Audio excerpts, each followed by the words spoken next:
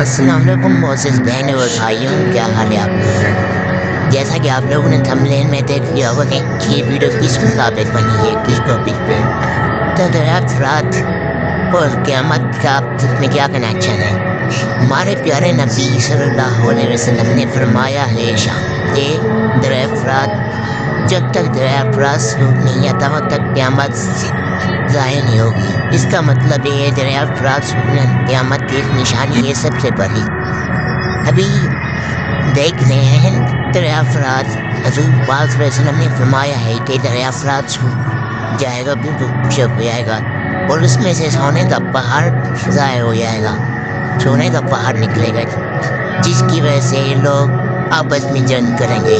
100 میں سے 99 میں سے ایک بندہ بچے گا، وہ سوچے گا کہ میں جیت کے سونے کا مالک بن جاؤں گا، لیکن اللہ کے حکم سے جب ایک دوسرے یہاں پہ قتل عام ہو جائے گا تو سونا وہاں سے غائب ہو جائے گا۔ اور آپ لوگ بھی دکھاتے ہیں کہ 3 سال میں دریا فرات کتنا سوکھ چکا ہے، صرف یہ دیکھنے لیے۔